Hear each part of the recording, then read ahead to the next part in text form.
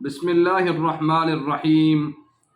دین اسلام دین فطرت ہے، اور یہ دین اسلام ہمیں ہر چیز کا طریقہ سلیقہ سکھاتا ہے، ادب و احترام سکھاتا ہے، اور انسان کے پیدا ہونے سے مرنے تک سارے امور میں انسان کی یہ دین اسلام رہنمائی کرتا ہے۔ اور دین اسلام میں جہاں بہت سارے آداب ہیں، وہاں مجلس کے بھی آداب ہیں۔ اگر کوئی مجلس مذاکرہ، کوئی ذکر کی مجلس، یا کوئی مشورے والی مجلس، کسی قسم کی مجلس لگتی ہے، اس کے بھی آداب ہیں۔ ان آداب کو ملحوظ خاطر رکھتے ہوئے اگر ہم مجلس میں بیٹھیں گے تو وہ مجلس بھی باعث خیر و ثواب ہوگی۔ اب مجلس کے آداب کیا ہیں؟ ایک تو یہ ہے کہ مجلس میں اگر آپ لیٹ آ رہے ہیں تو جہاں جگہ ملتی ہے وہاں بیٹھ جائیں، اور جو لوگ مجلس میں بیٹھے ہیں ان کو چاہیے کہ پیچھے آنے والے کو آگے اگر جگہ موجود ہے تو جگہ دیں۔ اور مجلس کے اندر بری بات نہیں کرنی چاہیے، بری باتوں سے بچیں، وہاں لغ باتیں شروع کر دیں، یہ بھی اخلاق کے خلاف ہے۔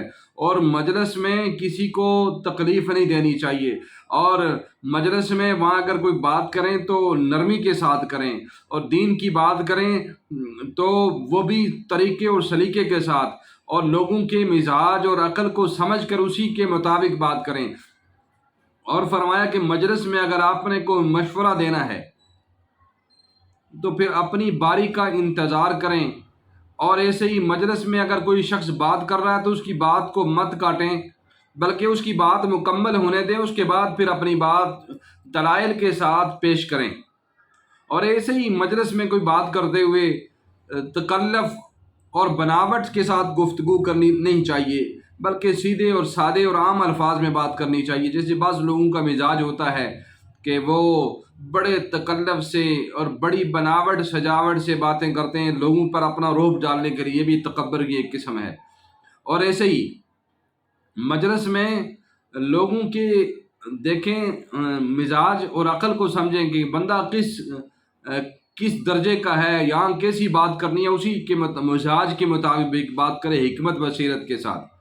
اور مجلس میں خاموش بیٹھنے کا نمبر ہے، خاموش بیٹھے اور مؤدب بیٹھے۔ ٹانگیں پھیلا کر بیٹھنا اچھا نہیں ہے، باتیں کرنا اچھا نہیں ہے۔ اور مجلس میں اگر خلاف شرع کوئی بات ہو رہی ہے یا غیبت ہو رہی ہے تو بڑی حکمت سے، بڑے طریقے سے خلاف شرع بات کا رد کرے، اور مجلس میں مبالغہ آرائی سے گریز کرے۔ اور اگر وہ مجلس اس میں غیبت یا بدگمانی ہو رہی ہے تو اس مجلس میں ان کی اصلاح کی کوشش کرے، ورنہ اسی مجلس کے اس کو اٹھ جانا چاہیے۔ اس طرح مجلس کے اور بھی بہت سارے آداب ہیں۔